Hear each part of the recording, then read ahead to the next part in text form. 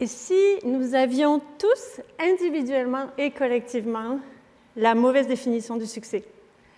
Et si tous ensemble, on se trompait et on pouvait peut-être redéfinir ce qui souvent nous mène au fur et à mesure de nos années dans nos carrières? Bonjour, mon nom est Valérie Védrine, je suis présidente fondatrice de l'OBNL Masse-Critique, de l'agence de marketing durable Groupe Ecomark. Et aujourd'hui, je vais vous partager vraiment une réflexion qui a profondément transformé ma vie. Et si je pouvais réinventer mon idée de succès, et si on pouvait réinventer notre idée de succès? Alors, mon histoire a commencé, en fait, évidemment, à la sortie de l'université, mais a surtout pris forme en octobre 2021. En octobre 2021, j'ai reçu le prix de personnalité marketing de l'année. Ce prix-là, j'en ai rêvé toute ma vie. C'est un prix que nous donnent nos pairs, donc l'industrie. À ce moment-là, je suis à ce qu'on appelle le sommet de ma carrière. Je suis à la tête d'une des plus grandes marques de vêtements pour femmes.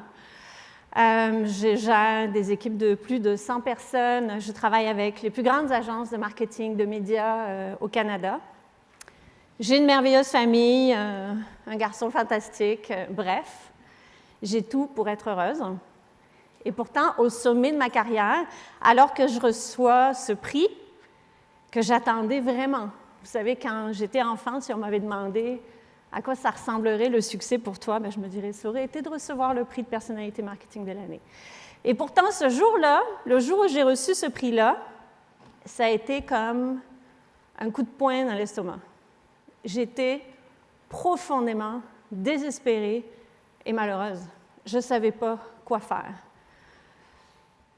Alors, cette histoire-là, malheureusement, elle part en fait d'une histoire assez simple.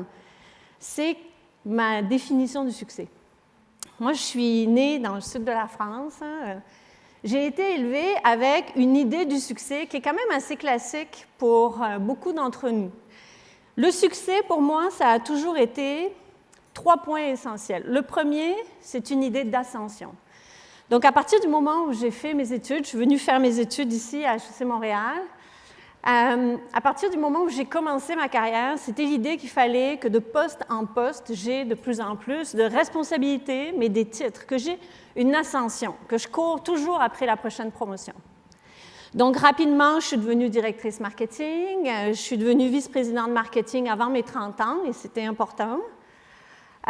Et puis, j'ai grandi d'une petite entreprise à une moyenne entreprise à une plus grande entreprise, et des équipes et des projets et des budgets toujours un peu plus grands. La deuxième définition de succès, c'était le pouvoir, évidemment. Avec cette idée que le succès va nous mener quelque part, on veut aussi gérer des plus grandes équipes, des plus gros budgets, des plus grosses responsabilités. Avoir plus de poids dans les décisions au fur et à mesure de ma carrière. Et évidemment, notion de succès, c'est aussi cette idée de richesse. Hein? Donc, à chaque fois que je passais d'un emploi à un autre, il fallait que mes salaires augmentent. Et cette idée-là, pourquoi? Bien, pour accumuler plus. D'abord acheter une maison, et puis une deuxième plus grande maison, et puis une résidence secondaire. Aller plus loin en voyage, avoir les garde-robes pleins. C'était ça, ma définition du succès. Et pourtant, ce soir-là, d'octobre 2021, je reçois le prix, j'ai tout ce qu'on a dû me définir comme l'idée du succès. Je suis en fait en train de faire un burn-out. Et des burn-out, il y a plusieurs causes pour arriver là. Moi, mon burn-out, il venait d'une profonde dissonance cognitive. Alors, la définition de Léon Festinger sur une dissonance cognitive, c'est un état d'inconfort lorsqu'il y a un écart entre nos valeurs, nos croyances et nos comportements. Autrement dit, quand ce qu'on fait ne correspond pas à ce qu'on croit. Alors, moi, c'était quoi? D'où elle venait, cette dissonance-là? Bien, en fait, elle venait profondément de mon métier. Le métier de marketing, moi, je l'ai choisi comme beaucoup, en fait, en étant à l'université pour toute l'idée, en fait, d'innovation, de créativité. J'étais absolument fascinée par la compréhension du consommateur. Donc, j'ai vraiment embrassé ce métier-là et beaucoup de passion. Et je vous le dirai plus tard, mais je continue à l'aimer, ce métier-là, malgré qu'il m'a amené là où il m'a amené. Mais en fait, le métier de marketeur, c'est aussi être un profond rouage de la surconsommation. Pourquoi? Bien, s'il y a des marketeurs parmi vous, vous savez qu'il y a peu de briefs en marketing qui commencent par autre chose que augmenter les ventes de X%. On est là pour générer une croissance de vente. Souvent, j'ai des entreprises qui viennent me voir, même encore aujourd'hui, en me disant « j'ai un problème, là, il faut qu'on fasse du marketing ». Le marketing, c'est aussi une question d'influence. On est devenu excessivement chirurgical dans chacune de nos actions, en fait, dans chacune des actions qu'on va vous faire faire. Moi, je vous l'ai dit, j'étais dans la mode et des campagnes de Black Friday, j'en ai fait des tonnes. On est chirurgical et on était chirurgical, c'est vraiment le mot, avec mes équipes, pour nous assurer d'avoir le bon mot, la bonne couleur dans chaque placement média, dans chaque mot-clé que vous allez cliquer, dans chaque email. La couleur change. Toute la promotion, on connaît exactement tout pour vous influencer, créer un sens de l'urgence pour vous amener justement à acheter plus. Et évidemment, le marketing, c'est la rentabilité. Ce qui a changé énormément depuis 20 ans, en fait, c'est avec l'avènement du digital, ce fait qu'on peut mesurer aujourd'hui d'une manière très, très précise, évidemment, l'impact et la rentabilité du marketing. Puis ça peut aller jusqu'à des ratios de 1 pour 25 parfois. Hein? Ça veut dire on investit $1 en marketing et ça va vous générer 25 $ de vente. Donc, évidemment, tout ça, c'est générer de la croissance tout en étant rentable, en utilisant toutes les stratégies possibles qu'on connaît, toutes les stratégies de neuromarketing les plus avancées pour vous faire acheter. Vous pouvez me dire, rien de nouveau sur le soleil. Bien, en fait, moi, ma dissonance cognitive est venue du fait que au fur et à mesure des 20 dernières années, au fur et à mesure que j'ai pratiqué ce métier-là, je me suis éduquée, évidemment, comme beaucoup d'entre nous, sur notre impact social et environnemental. Donc, moi, personnellement, à la maison, j'ai commencé à manger moins de viande, à voyager moins loin, à faire attention à ce que je faisais et où je le faisais. Mais ce qui se passait, c'est que je finissais par acheter en vrac le week-end et lundi matin à faire une campagne de Black Friday. À un moment donné, ça ne marche plus. On n'arrive plus à se regarder dans la glace. Il y a vraiment une profonde hypocrisie dans notre quotidien à faire ce métier-là tout en ayant des valeurs qui ne correspondent pas. Pourtant, le marketing, j'avais aussi vécu que le marketing peut être beaucoup plus vertueux. Il n'y a pas qu'un aspect vicieux dans notre métier. On n'est pas qu'un rouage de la surconsommation. Parce qu'avec les milliers de messages qu'on envoie aux consommateurs tous les jours, vient une énorme responsabilité. Et moi, cette responsabilité, je l'ai compris quand même assez vite parce que j'étais dans le milieu de la mode pour femmes. Et en étant une femme moi-même, évidemment, c'était très clair pour moi l'impact de l'image de la mode sur la santé mentale, l'estime de soi des femmes, des jeunes filles et beaucoup de problèmes. Donc, rapidement dans ma carrière, j'ai essayé de mettre plus de diversité, plus d'inclusion à l'intérieur de mes publicités. Montrer des femmes de tous les âges, montrer des femmes de tous les corps. Et là, j'ai réalisé que, en fait, en envoyant tous ces messages, en utilisant toutes les stratégies d'influence qu'on a, on peut aussi transformer la société dans laquelle on vit ou aider, participer à quelque chose de plus positif. Un jour, une consommatrice nous a écrit et nous a dit « Moi, ma fille vit avec un handicap et aujourd'hui, elle est passée devant vos vitrines de magasins et c'est la première fois de sa vie qu'elle a vu une femme en fauteuil roulant dans une vitrine de magasin pour mode. Ça a changé sa vie. » Ou une autre femme qui m'a écrit et qui nous a dit « Moi, je suis une femme trans. Ce jour-là, je me sentais suicidaire. Je suis allée dans vos magasins, j'ai été bien accueillie. Ce n'est pas que de la campagne et de l'image que vous faites, vous avez formé vos gens en diversité. J'ai pu acheter ce qui me plaisait. Aujourd'hui, je me sens belle.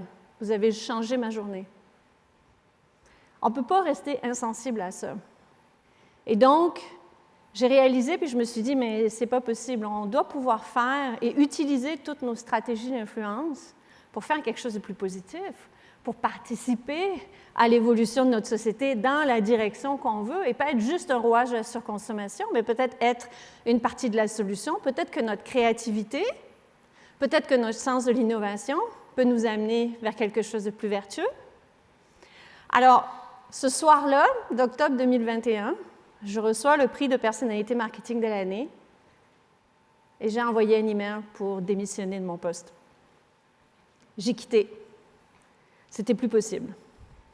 Et là, l'équipe qui m'offrait le prix, en fait, la reconnaissance, ils m'ont dit, on était encore en pandémie, donc ils m'ont dit, ben, si tu pouvais nous faire un email, on va le passer sur nos médias sociaux pour comme remercier, en fait, les gens qui t'ont félicité. Et là, je suis tellement dans un profond désespoir que je prends mon ordinateur, une prise. Je ne me pose pas la question de ce que je porte, à quoi je ressemble. Je fais une prise, une vidéo. Et dans ce vidéo-là, je ne l'utilise pas pour remercier, mais en fait, je l'utilise pour lancer un appel. Puis je dis, c'est pas possible qu'on ne puisse pas utiliser notre sens de l'innovation, notre compréhension, dans le fond, du cerveau humain pour juste être une partie du problème. On peut sûrement être une partie de la solution. Si vous êtes d'accord, contactez-moi. C'était assez candide. Et j'ai eu des dizaines et des dizaines et des dizaines de personnes qui m'ont écrit à ce moment-là, puis qui m'ont dit « Oui, moi aussi, je suis d'accord. Je sens qu'il y a vraiment quelque chose qui ne marche pas, puis je pense que j'ai envie de faire quelque chose de différent. » Alors, on s'est regroupés. À ce moment-là, j'étais toute seule, évidemment, derrière mon ordinateur. Aujourd'hui, on est plus de 3000 dans ce mouvement-là. Ce mouvement-là autour de notre BNL Masse Critique. Et on a créé, en fait, un mouvement autour du marketing responsable. Alors, pour nous, c'est quoi la définition du marketing responsable? C'est un marketing, en fait, qui apporte de la valeur simultanée à l'entreprise, mais ça, on sait faire, pas de problème, mais aussi à la société et aussi à l'environnement. Fait, comment on fait ça? Bien, on forme, on éduque autant les agences de publicité que les gens en entreprise, que les médias, les agences médias, l'ensemble de l'écosystème, à différentes choses, à faire les choses différemment. Donc, des fois, ça touche le message. Évidemment, le message, c'est quoi? C'est de ne plus faire d'éco-blanchiment, donc c'est s'éduquer sur les impacts environnementaux, c'est aussi inclure et faire plus de diversité, c'est aussi ajouter des éco-comportements dans nos campagnes de publicité. Avez-vous remarqué que dans les campagnes de publicité, la belle vie qu'on vous montre, c'est toujours un grand bungalow, 2 SUV devant la porte, l'abondance des tables d'alimentation avec une abondance extrême. Malheureusement, notre métier contribue à cet imaginaire collectif de succès, de belle vie. On incite aussi, évidemment, notre écosystème à éco-socio-concevoir les campagnes de publicité, mais on incite aussi tout le monde à réfléchir à notre responsabilité. Quand on fait partie du marketing, on est aussi à la tête des marques.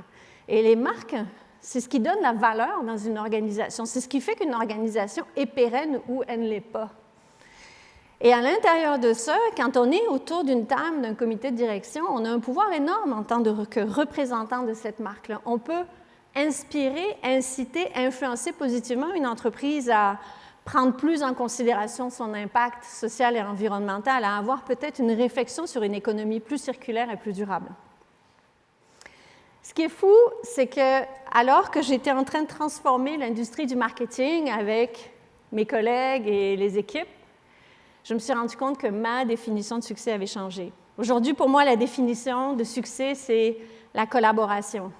Je me suis rendu compte que le succès individuel a vraiment très peu de saveur. Alors que réaliser ensemble, avoir un groupe, amener des gens ensemble à réaliser quelque chose, ça, c'est vraiment fort. Et ça, pour moi, c'est devenu vraiment un des piliers importants pour moi, du succès. Évidemment, la notion de responsabilité. Aujourd'hui, il n'y a pas une action, une décision que je prends sans me poser la question de quelle est ma responsabilité. Évidemment, je ne pense pas que je vais changer le monde toute seule, mais je sais que dans mes actions, je prends mes responsabilités. Et c'est vraiment un critère important, un cadre de référence qui a vraiment changé et qui est vraiment crucial pour moi. Et évidemment, le plus important, c'est l'impact positif. Il n'y a aucune décision que je prends aujourd'hui où je ne me demande pas est-ce que je vais créer un impact positif, peut-être sur l'entreprise avec laquelle je travaille, mais aussi sur la société et aussi sur l'environnement. Aujourd'hui, Je suis beaucoup plus heureuse, évidemment, que je ne l'ai été. Je suis beaucoup plus en santé aussi. Mais ce qui est formidable, c'est que je me suis rendu compte que, en fait, en transformant ma propre définition du succès, j'ai aussi changé mon écosystème. Je fais toujours du marketing. Je suis heureuse, en fait, dans ce métier-là, mais j'amène ce métier-là avec une définition différente, avec un impact différent. Et ça m'a amené à rencontrer des entrepreneurs qui ont les mêmes valeurs. Les gens qui m'entourent se sont transformés. Les gens qui m'entourent ont aussi changé. Et là, je suis vraiment profondément dans chacune de mes actions, complètement qui je suis, complètement alignée avec Valérie. Et ça, c'est un pouvoir extraordinaire. Je me lève le matin en étant beaucoup plus heureuse et je me pose beaucoup moins de questions.